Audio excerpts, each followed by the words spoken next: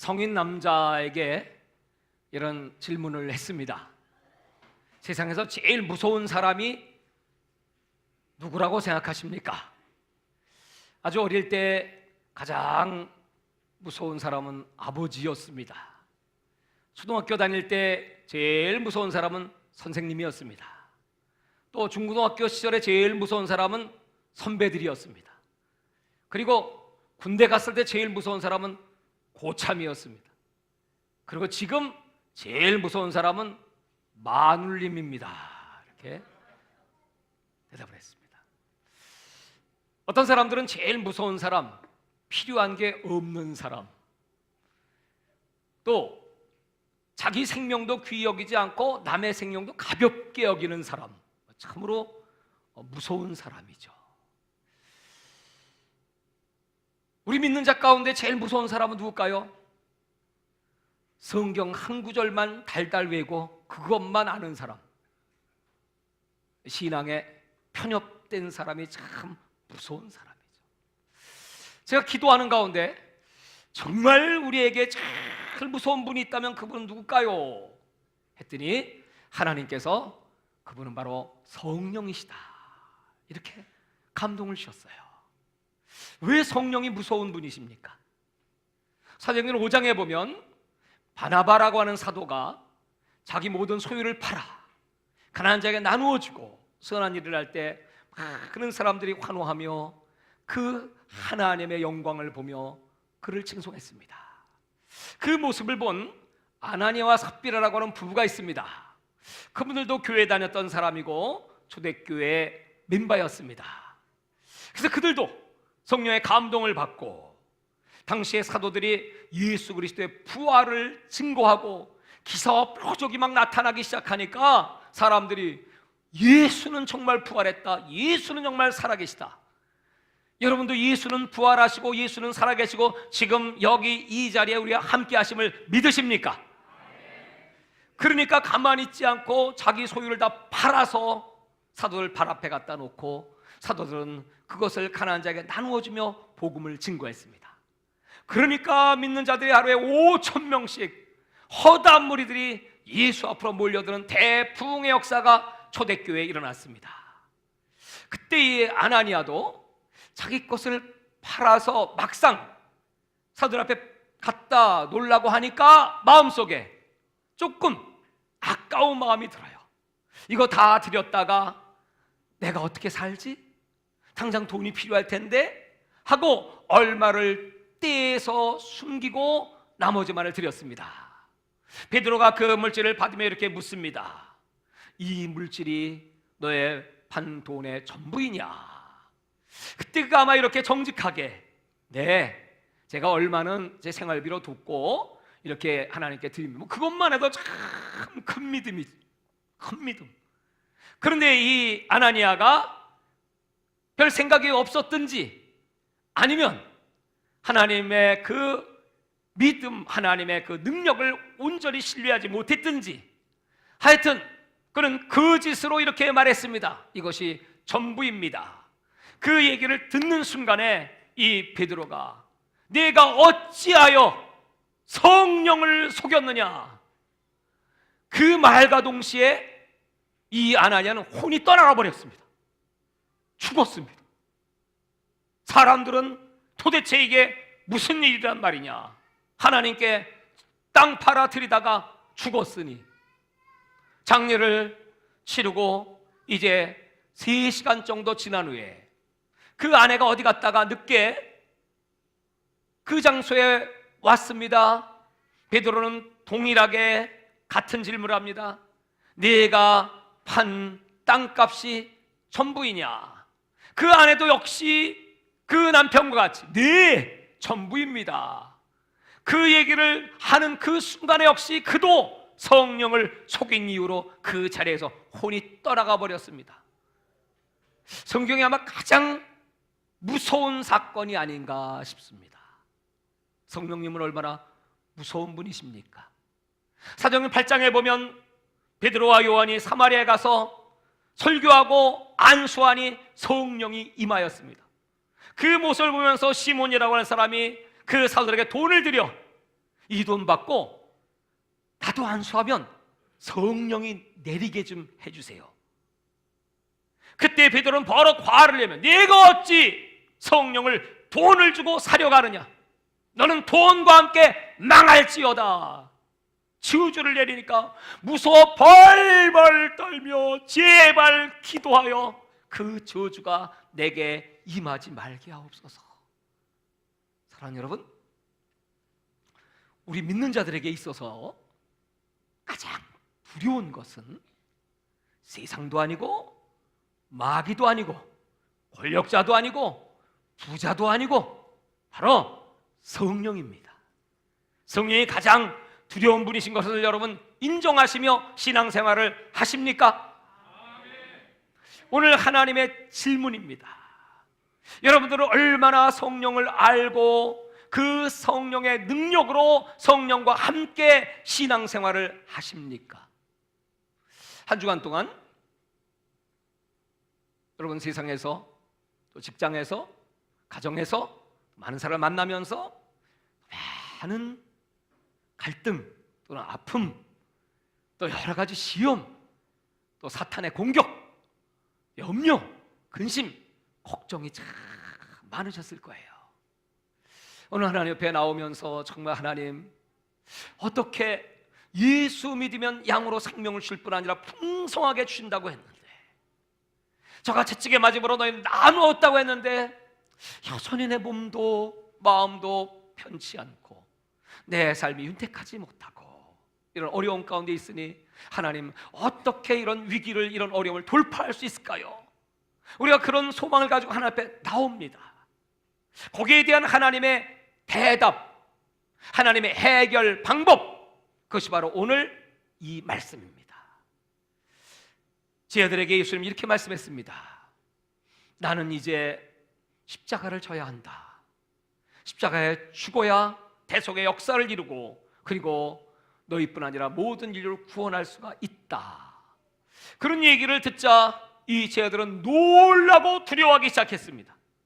아니, 우리가 배와 그물을 버리고 주님을 따라왔습니다.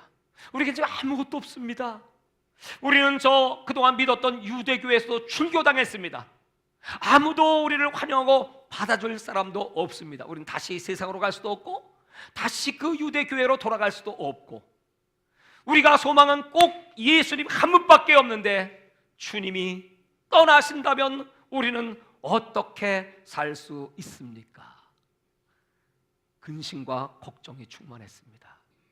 그들을 향하여 예수님은 요한복음 14장 1절에 그 유명한 말씀을 하십니다. 너희는 마음에 근심하지 말라. 하나님을 믿으니 또 나를 믿으라. 내 아버지 집에 거할 곳이 많도다. 주님이 천국에 가서 우리가 거할 집을 준비하시면 너희를 나 있는 곳으로 오게 하여 주리라. 나는 길이요 진리요 생명이니 나로 말미암지 않고는 아버지께 갈 수가 없느니라. 이 말씀을 하셨습니다. 그리고 이제 오늘 동일하게 14장에 계속되는 말씀의 연속입니다. 너희는 마음에 근심하지 말라. 어떻게 근심하지 않을 수가 있겠습니까? 무슨 대책을 마련해 주시고 뭐 돈을 왕창 주시든지 능력을 왕창 주시든지 헤쳐나갈 수 있는 힘을 주셔야지 그저 말로만 무슨 소용이 있겠습니까? 오늘 예수님께서 그 난국을 헤쳐나갈 수 있는 방법, 비결, 능력 딱 하나. 그것은 바로 이제 내가 아버지께로 가면 내가 가서 나와 똑같은 그 이름을 보혜사라고 해. 또 다른 보혜사를 네게 보내리니 그가 오시면 너희를 진리 가운데로 인도할 것이고 그가 너희를 버리지 않고 너희와 영원토록 함께 하시리라. 아멘한 자와 함께 할지어다. 이게 무슨 말씀입니까? 예수님께서 가시면 보혜사를 보내신다는 겁니다. 도대체 그 보혜사는 누구입니까? 보혜사의 이름은 파라크레토스. 파라는 옆에, 크레토스는 돕는 자, 옆에서 돕는 자 예수님의 본래 이름이 무엇이었습니까? 그의 이름은 임마누엘, 하나님이 우리와 함께 하신다. 우리와 함께 하시기 위하여 하나님은 예수를 그 당시의 제자들 곁에 보내주셨습니다. 하나님의 영이 함께 하신 예수님, 그 하나님의 사역, 예수 그리스도의 사역은 그 모습을 아까 읽었던 요한복음 15장 5절에는 이렇게 기록을 했습니다. 나는 포도나무여 너희는 가지니 너희가 나를 떠나 아무것도 할 수 없다. 아버지는 농부, 예수님은 포도나무. 그 포도나무라고 하는 것을 여러분 농사를 지어보면 잘 아시죠? 우리가 이렇게 길가에 보면 포도나무가 있습니다. 그걸 보면 이 나무는 혼자 스스로 하늘로 치고 올라갈 능력이 없습니다. 그런 힘이 없습니다. 포도나무가 생존하는 비결은 딱 하나, 농부가 지주대, 받침대를 세워줘야 합니다. 그러면 그 받침대를 의지하고 이 포도나무는 감고 올라가서 태양을 받아 열매를 맺습니다. 그러니까 예수님은 스스로 아무것도 하실 수 없고 하나님의 아들이심에도 불구하고 스스로 쓰실 능력도 없고 열매 맺을 능력도 아무것도 할 수가 없다는 거예요. 그 말씀을 요한복음 5장 19절에 보면 아들이 아버지의 하신 일을 보지 않고는 아무것도 할 수 없다. 예수님이 나는 아버지의 능력 없으면 아무것도 할 수 없다. 아버지가 도와주시지 않으면 아무것도 할 수 없다. 아버지 말씀이 아니면 아무것도 할 수 없다. 예수님이, 하나님의 아들이, 그 능력이 많으신 분이, 전지전능하신 분이, 삼위일체 그 가운데 성자 하나님이 아버지가 안 계시면, 아버지가 함께 하시지 않으면, 아버지가 일하지 않으면 나는 아무것도 할 수 없다. 그리고 오늘 제자들에게 너희는 나를 떠나서는 아무것도 할 수 없다. 다 같이 한번 해볼까요? 나는 아무것도 할 수 없습니다.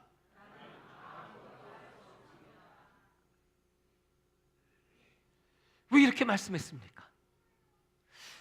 여러분, 한 주간 동안에 성령님 의지하지 않고도 잘 사셨지? 할 일 다 하셨지? 하고 싶은 거 다 하고 가고 싶은 거 다 가고 먹고 싶은 거 다 먹고 잘 사셨지? 근데 예수님께서는 나를 떠난 너의 인생은 아무것도 할 수 없는 인생이다, 그렇게 말씀했어요. 사랑하는 여러분, 예수님이 우리에게 보내주시는 성령, 그 성령을 의지하지 않으면, 그 성령과 함께하지 않으면, 그 성령의 능력이 없으면 너희는 아무것도 할 수 없다. 어떤 분이 이런 얘기를 했습니다. 초대교회에 있어서 성령이 안 계셨다면 초대교회 사역의 95%는 마비가 되고 아무것도 할 수 없었습니다. 그런데 지금 현대교회는 성령님이 안 계셔도 95% 잘 돌아가고 아무 문제가 없습니다. 무슨 뜻입니까? 초대교회는 은과 금은 없어도 나사렛 예수의 이름이 있지만 오늘날의 교회들은 은과 금은 많은데 나사렛 예수 이름이 없어. 성령이 안 계셔도 시스템으로 잘 돌아가고 그저 많은 사람들이 모여들고, 성령이 안 계셔도 예배 잘 드리고, 성령이 안 계셔도 우리끼리 신앙생활 잘해. 그러나 거기에 성령의 역사는 없고 성령의 열매도 없고 성령의 영광도 없습니다. 오랫동안 예배를 드리고 기도하고 신앙생활에 오시면서 여러분 속에 과연 성령님이 함께 하시고 성령의 열매가 내 속에 있고 성령의 능력이 나와 함께하고 성령이 여러분을 이끄시고 성령이 여러분을 감동하시고 성령이 여러분에게 충만하십니까? 오늘 이 질문 앞에 여러분 대답하셔야 합니다. 왜냐하면 성령과 함께하지 않는 신앙생활, 예수님은 너는 나와 관계가 없다. 그 포도나무에 가지가 떨어지면 말라버려 사람들이 불에 던져 사르고 마느니라. 아무 상관없는 신앙생활, 종교생활, 아무 상관없는. 근데 그들이 기도도 하고 그들이 귀신도 쫓아요. 예수의 이름으로 말씀은 아니까. 근데 하나님 앞에 딱 서보니까 예수님께서 나는 너를 도무지 알지 못하노라. 내가 이렇게 봉사했는데, 이렇게 수고했는데, 내 열심을 가지고 주님을 섬긴다고 했는데 주님은 도무지 알지 못한다는 거예요. 사랑하는 여러분, 왜 그렇습니까? 성령을 몰라요. 성령에 대한 교리는 알아요. 삼위일체 하나님 가운데 성령이 제3위 하나님이신 것도 알아요. 성령을 입으로 말해요. 그러나 진정으로 그 성령님을 두려워하고 성령님을 사랑하고 성령님과 교제하고 성령의 음성을 듣고 성령에 순종하고자 하는 마음은 없어요. 성경의 제일 무서운 말씀이 뭐죠? 성령을 회방하지 말라. 성령을 회방하면 금생과 내세 사함도 없습니다. 구원을 못 받습니다. 또 성령을 소멸하지 말라, 성령을 근심하지 말라, 성령을 속이지 말라. 성령에 대한 말씀이 많이 있습니다. 사랑하는 여러분, 오늘 제자들에게 주님께서 너희들이 세상에 물밀듯 몰려오는 그런 핍박과 경제적인 어려움과 그 환난을 두려워하지 말고 능히 세상을 이길 힘이 성령 안에 있는데 내가 가면 보혜사를 보낼 것이고 보혜사가 너희와 함께하면 너희를 진리로 인도할 것이고, 진리가 뭡니까? 하나님을 아는 것입니다. 예수 그리스도가 누구십니까? 길이요 진리요 생명이십니다. 그 성령이 너희를 항상 진리이신 예수께로 인도할 것이고, 그 진리의 성령이 너희를 기억나게 하고 생각나게 하고, 사람들 앞에 설 때 너희들이 혹시 신문을 당하고 고초를 당할지라도 무슨 말을 할까 염려하지 말라. 너희 안에 계신 성령께서 너희 입을 열어 말씀을 전하게 하시리라. 성령이 함께 역사하시면 성령에는 귀신이 떠날 것이고 민족의 표를 따르니 내 이름으로 선정은 나으리라. 그 성령이 함께 하시면 여러분, 세상과 음부의 권세가 감당할 수 없는 능력의 사람, 믿음의 사람, 그리고 그 성령은 너에게 평안을 주노니 너희의 평안을 뺏을 자가 없다. 항상 기뻐하고 범사에 감사하고 쉬지 말고 기도하며 성령을 충만하게 받아서 성령과 함께하는 능력 있는 제자가 될지어다. 할렐루야.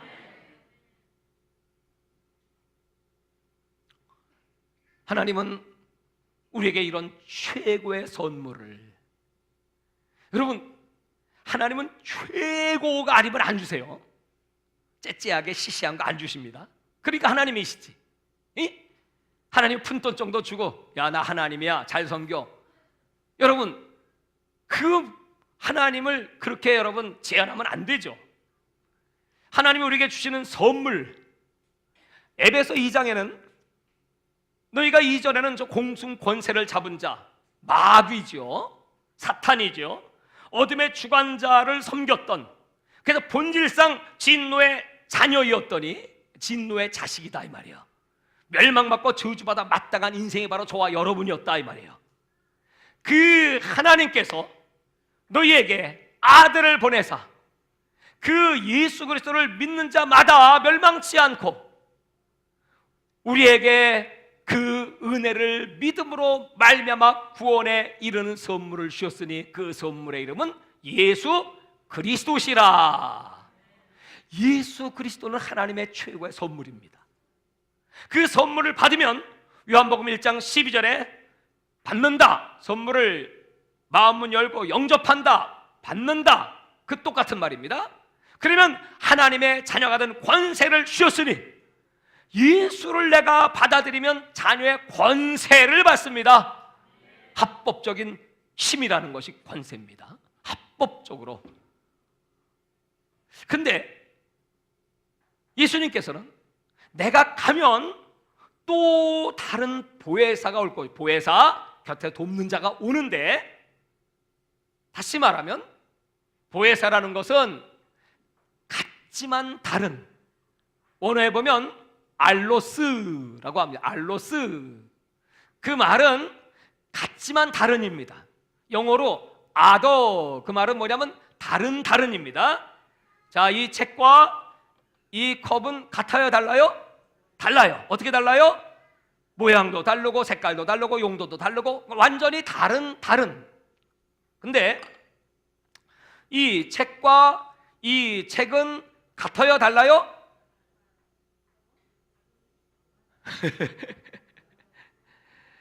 이 책은 같아요. 뭐가 같아요? 책인 게 같아요. 같은 책입니다. 근데 이 책은 달라요. 뭐가 달라요? 이 책은 이 안에 찬송이 기록되어 있고, 이 책은 이 안에 하나님의 말씀이 기록되어 있어요. 그래서 같지만 달라요. 자, 그럼 예수님과 성령님은 같아요, 달라요?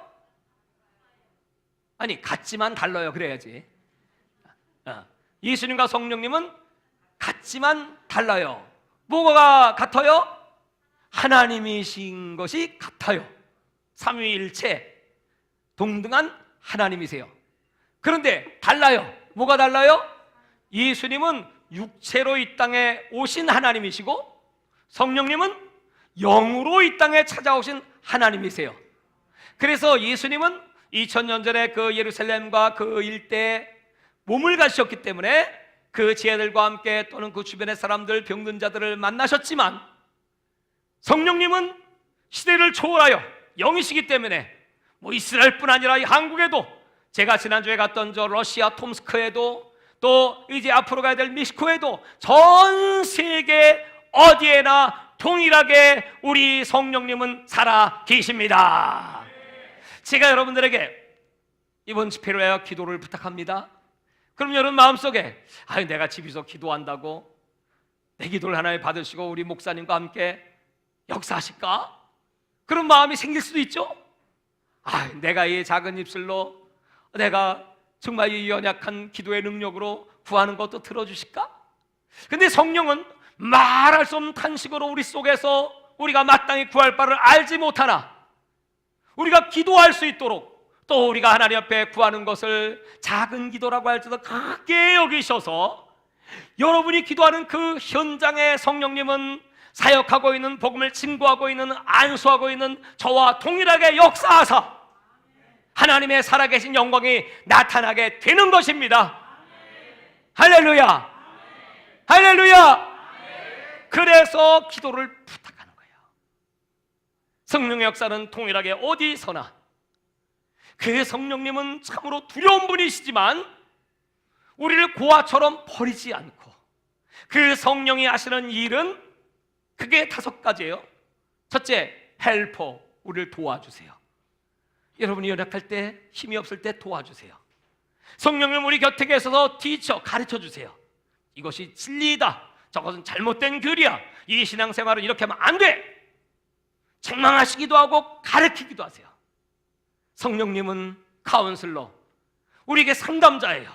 우리의 앞길을 예비하시고 이럴 땐 이렇게 하고 저럴 때 저렇게 하고 소곤소곤 얘기해도 다 들어주시고 상담해 주세요.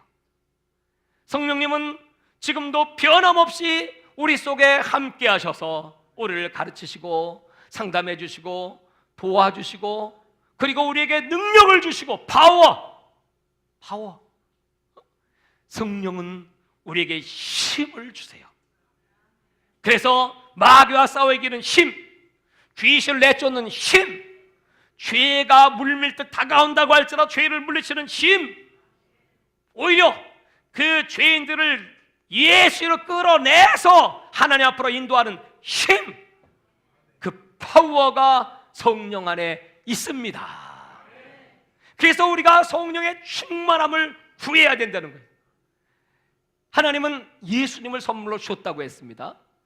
그런데 오순절날 제자들이 마가의 다락방에서 간절히 기도할 때 약속하신 성령을 너희들 기다려, 예루살렘 떠나지 말어, 그렇게 이제 분부했습니다.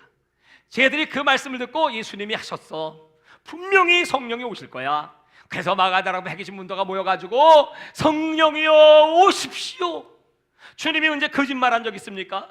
약속한 대로 살아날 것이라고 말씀했더니 부활하셨고, 약속대로 그 기사 표적을 다 이루셨고, 성경의 말씀을 다 이루셨고, 이제 마지막으로 우리에게 성령을 주실 텐데 간절히 하루 이틀 사흘 나흘 일주일이 지나도록 성령은 오시지 않았습니다. 그러나 하나님의 약속의 때는 오순절이었습니다. 50일째 되는 날 예수님 부활승천하시고 그 오순절이 되었을 때 드디어 각 사람 머리 위에 성령이 임하시기 시작합니다. 그 성령이 쟤들의 눈에 보이기 시작해. 불의 혀처럼 임하시는 성령. 그리고 그 성령의 음성이 들리기 시작합니다. 너희는 성령의 말하게 된다 새 방언을 말해라. 그러니까 성령의 감동을 받고 갑자기 마음이 진동하고 마음이 격동이 일어나는 거야. 그렇지, 하나님이 지금 불러 우리 속에 임하시니 냉랭했던 가슴들, 두려웠던 마음들, 그리고 앞길 염려 근심 걱정으로 가득 찼던 제자들이 그냥 마음이 불이 타오르기 시작. 가만히 있을 수 없지. 내가 이러면 안 되지. 분명히 주님의 말씀이 이루어지는구나. 내가 지금 힘이 나기 시작하네. 불이 붙기 시작하네. 입술에 그냥 갑자기 하나님의 영이 임하시니까 방언이 터지기 시작하네. 그럴 때 그냥 주여 랄랄랄랄랄랄랄 할렐루야. 성령이 임하시니까 막 혀가 꼬부라지면서 막 하나님께서 주시는 그 기묘한 천국의 언어들이 막 터져나기 시작합니다. 그들이 방언을 하니까 그냥 마음에 기쁨과 담대함이 생겨.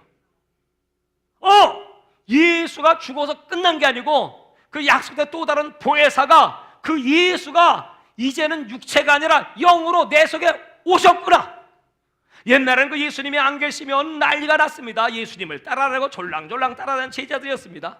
근데 이제는 내가 예수를 따라가는 것이 아니라 내가 어디 가든지 그 예수가 내 속에서 나와 함께 하셔.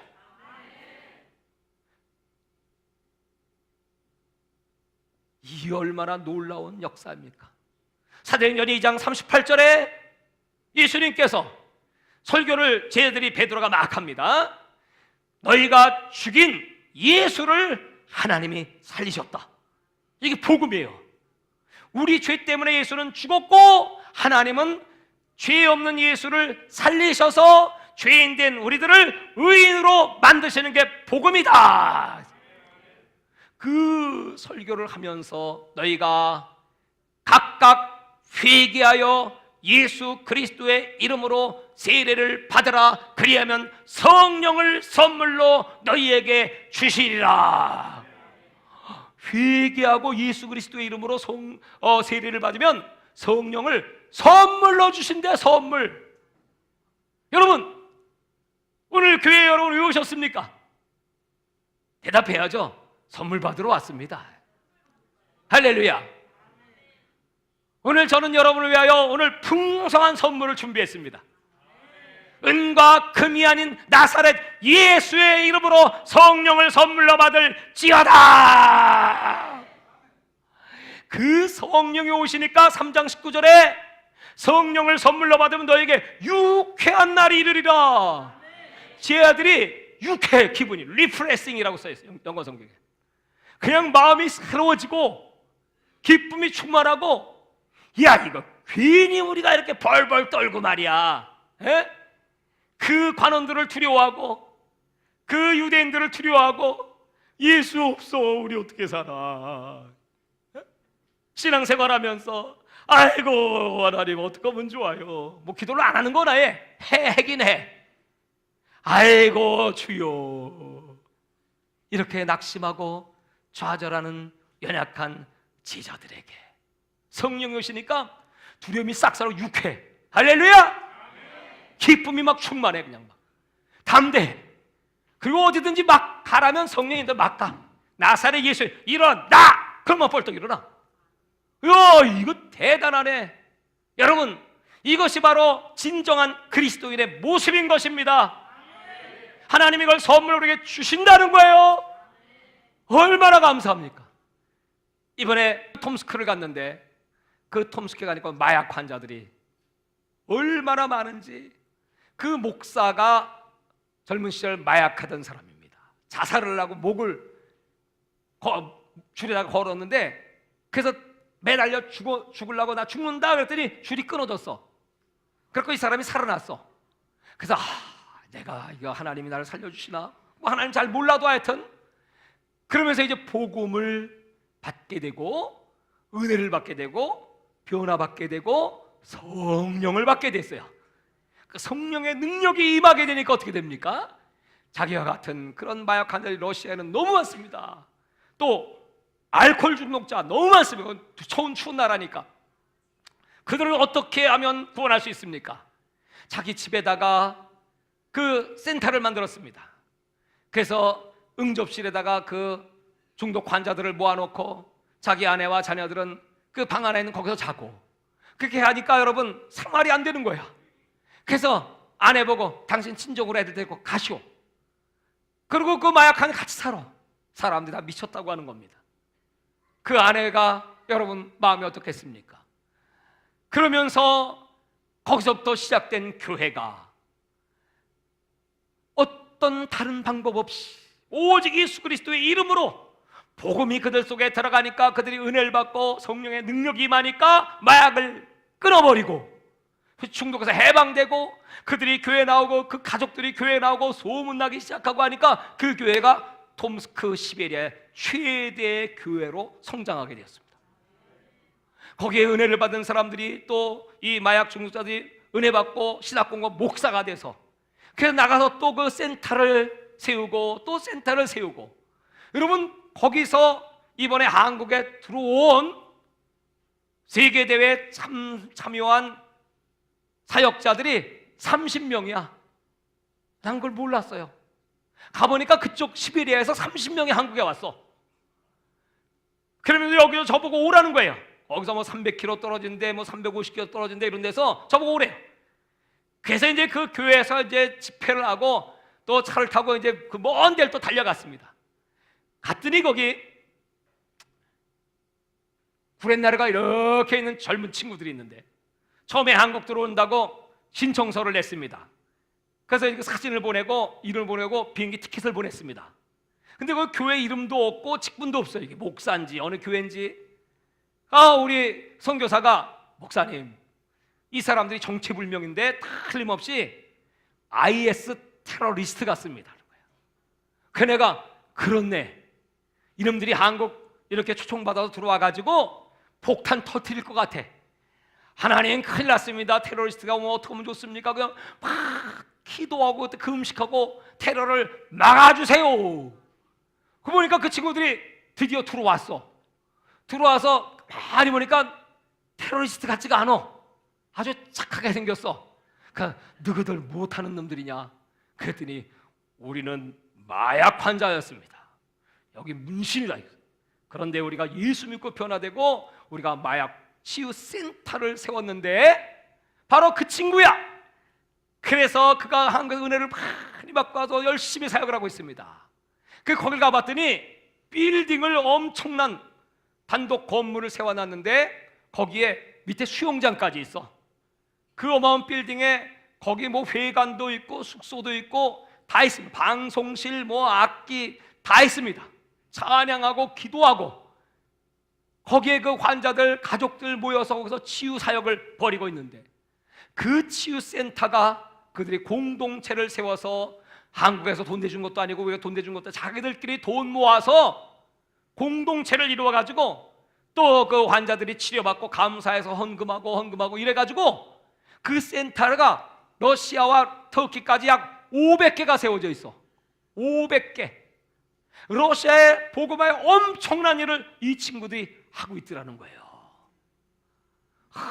얼마나 감사한지. 이 친구들이 아주 극진하게 대접을 하면서 한국에 갔을 때 그 대접을 받고, 또 새벽 6시 반부터 시작되는 그 하루의 세미나가 6번, 밤 10시까지. 그래서 너무 힘들고 피곤한데 이걸 준비하신 분들은 얼마나 힘드셨을까, 그 생각하고 그냥 죽으면 죽으자 따라왔대. 그랬더니 은혜를 그렇게 충만하게 받고 하나님께 감사하고 열매를 맺어. 사랑하는 여러분, 그 놀라운 역사의 핵심이 뭡니까? 바로 예수 그리스도가 그들과 함께 하사 그들이 성령의 충만함을 받고 성령의 능력으로 그 중독자들이 회개하고 예수 앞에 돌아와 새 사람이 되었더라. 중독이라는 건 여러분 참으로 끊기 어렵습니다. 그렇죠? 우리 뇌에는 도파민이라는 성분이 있어서 그건 자극, 중독이 자극이잖아요. 자극을 받으면 더 큰 자극을 원하기 때문에 술을 마시는 사람은 계속 먹게 되고, 마약을 하는 사람은 계속, 담배도 계속, 이와 같이 중독을 끊기는 어렵습니다. 근데 여러분, 복음이 뭡니까? 복음은 믿는 자에게 구원을 주시는 하나님의 능력이라. 아멘. 그 능력이 어디서 옵니까? 성령을 받으면 권능이 임하고, 권능이 임하면 예루살렘, 유대, 사마리아 땅까지 내 증인이 되리라. 성령이 바로 우리에게 그 권능을 주시는 겁니다. 그 권능, 그 놀라운 부흥의 역사가 시베리아 혹한의 추위, 영하 40도, 얼마나 추운지 사람들 모자 다 뒤집어 쓰고 바깥 다 입고 덜덜 떨고, 그게 바로 시베리아입니다. 근데 여러분들이 기도를 얼마나 많이 해주셨는지, 아 뜨거워서 나 혼났어.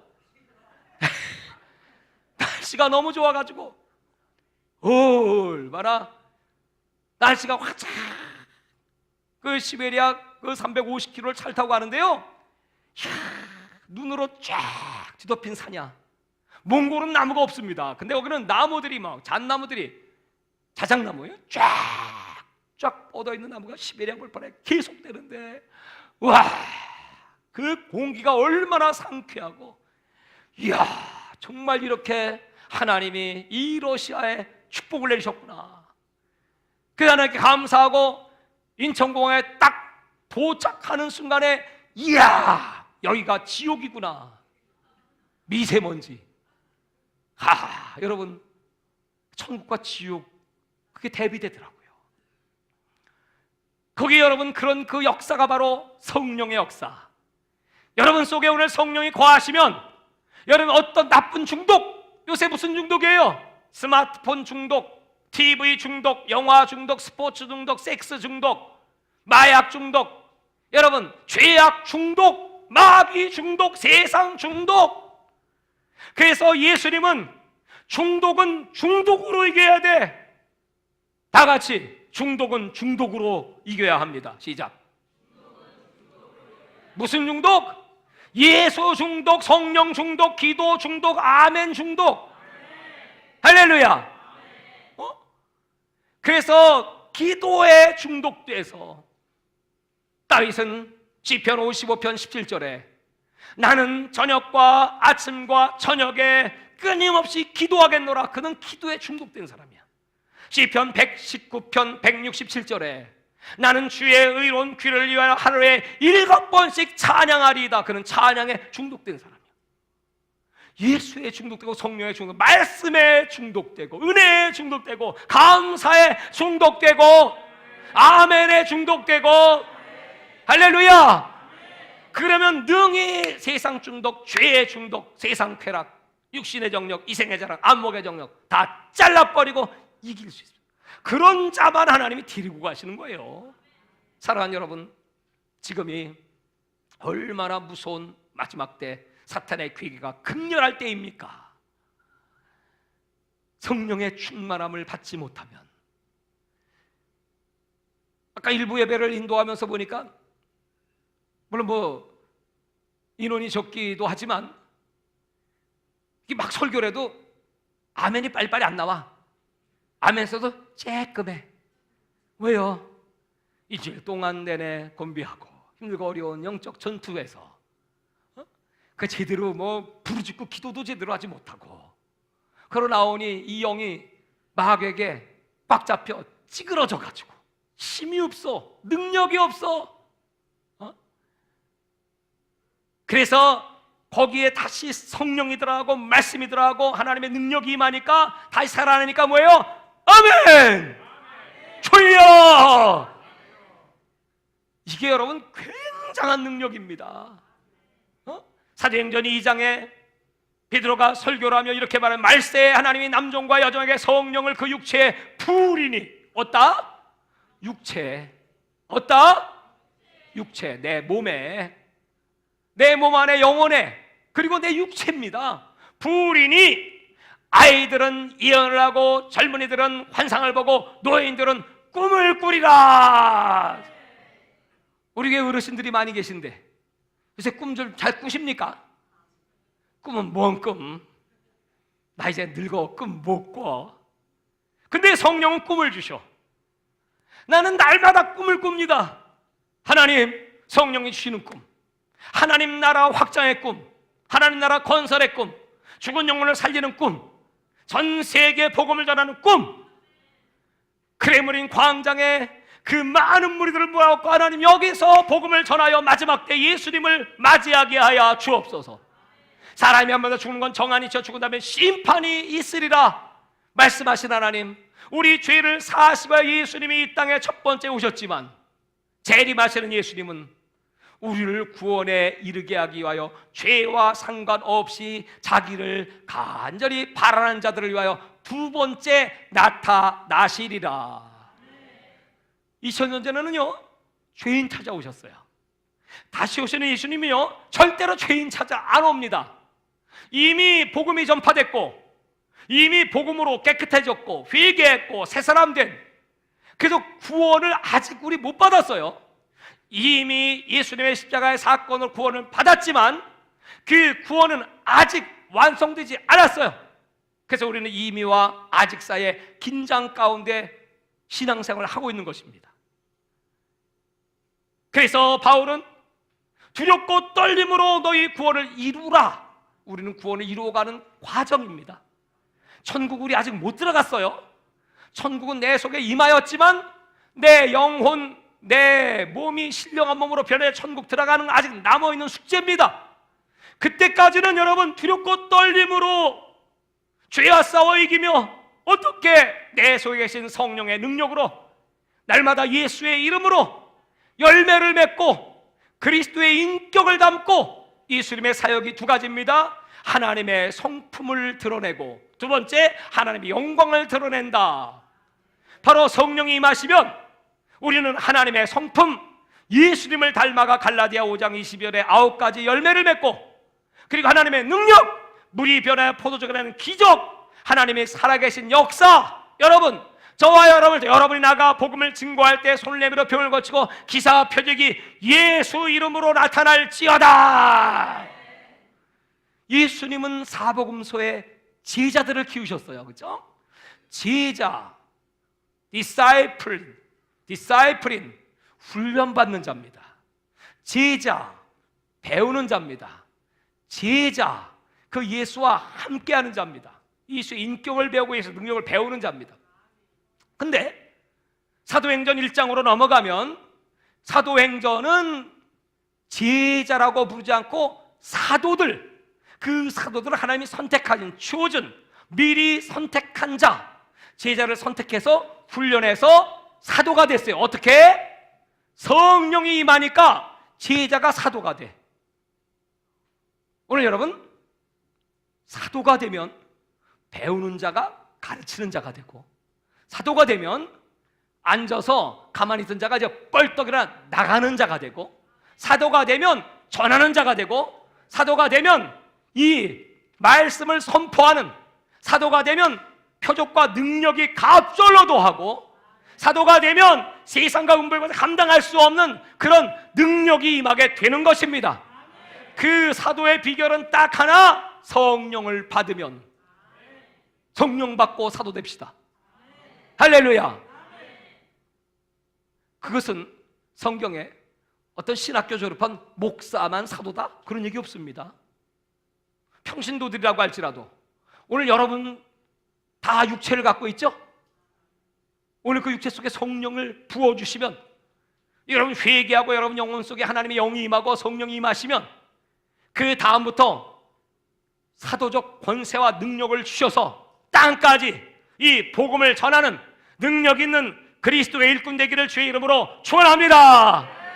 그 은혜를 받아야 여러분 마지막 재림의 그날 주님을 맞이할 수 있고 죄와 싸워 이길 수 있고 영혼을 건질 수 있고 우리에게 주니 엄청난 사명, 주님 앞에 서는 그날 그 영광스러운 하나님의 나라, 눈물도 없고 아픔도 고통도 없고 썩지 않고 쇠하지 않는 영원한 몸, 부활의 몸, 신령한 몸, 그 몸을 입고 마지막 천상의 나팔 소리와 함께 그 몸으로 호련히 변화되어 하늘로 끌어올려가는 휴고, 공중으로 끌어올려 주님을 뵙고 또 복음을 증거하다 비록 순교하는 한이 있다고 할지라도 목뱀을 당한다고 할지라도 다시 부활하여 첫째 부활에 참여하는 복이 있도다. 천년 왕국에 먼저 휴고된 자와 목뱀을 받은 자들이 왕노릇 하리로다. 그리스도와 함께 왕노릇하는 여러분 그 놀라운 영광, 오늘 여러분 여기 나오신 여러분들은 하나님이 선택하신 분들이고 하나님이 보내시자면 여기 올 자가 없고 우리 교인들 특별히 마지막 때 하나님 쓰시는 남은 자, 노아 시대의 남은 자 죄악이 관영해도 8명 노아와 그 가족, 엘리야 시대의 남은 자 엘리야와 순교는 7천, 예수님 시대의 남은 자 12 제자와 그리스도를 따르는 사람들, 마지막 시대의 남은 자 요한계시록 12장 17절에 저 바다 모래 같은 사탄 용의 세력과 싸우는 하나님의 말씀을 가지고 계명을 가지고 증거를 가진 자, 성령의 임받은 자, 이게 남은 자입니다. 우리 교회의 남은 자들이 이제 여러분 세상을 변화시키고 전 세계의 영혼들 여호수아 갈렙에게 주님이 말씀했습니다. 가라! 여호수아는 담대하게 갈렙과 외칩니다. 저들 우리의 밥이다. 가나안 족속 네피림, 거대한 족속들, 거대한 세상 물밀듯 밀려오는 악의 세력들, 정사와 권사 어둠의 주관자, 권력, 정치, 돈 다 가지고 막 짓누르고 666일을 받지 않으면 매매를 할 수 없게 하고 그런 어둠의 세력들이 몰려오는 이 마지막 때 우리에게 주신 그 성령의 능력으로 능히 감당하고 예수의 이름으로 밥 먹으러 가자. 아멘. 그래서 이제 하나님이 저를 보내시는 곳마다 절대로 여러분은 여기 계신 거 아닙니다. 여러분의 기도는 성령께서 함께 역사하사 그 현장에 저와 여러분은 같이 있습니다. 그 상급은 저와 여러분이 같이 받습니다. 우리는 공동체입니다. 머리가 가는 곳에 손도 가고 발도 가는 것처럼 예수님이 머리가 되시고 이 교회 머리, 이 교회 주인이시고 나는 주님이 쓰시는 스피커, 강사, 스피커, 말하는 나는 소리입니다. 소리. 나는 소리예요. 소리는 전하고 나면 사라지죠. 나는 세례 요한 같아요. 예수님의 길을 예배하고 나는 사라지는 사람이야. 이 교회 담임 목사님은 성령님이십니다. 크게 아멘 하세요. 나는 성령의 도구, 성령에 사로잡혀 성령에 붙잡혀 성령의 음성을 전하는 사람, 오늘 성령이 교회들에게 하시는 말씀을 들을지어다. 바로 우리가 교회의 성령님을 담임 목사님으로 모시고 나는 소리일 뿐입니다. 성령을 수종드는 성령의 도구일 뿐입니다. 우리 온 성도들이 성령의 음성에 순종하여 성령님께 기도하면 성령님 내가 어떻게 해야 돼요? 이럴 때는 어떻게 처신해야 되죠? 무슨 말을 해야 되죠? 어디를 가야 되죠? 하나님 어떻게 주님을 영화롭게 할 수가 있겠습니까? 지금도 끊임없이 회개한 여러분 속에 성령이 오셔서 말씀하시고 바른 길로 인도하시고 오늘 약속대로 또 다른 보혜사가 오셔서 여러분을 진리로 인도하시고 평안을 주시리라. 할렐루야. 그 놀라운 은혜의 주인공이 되시기를 주의 이름으로 축원합니다.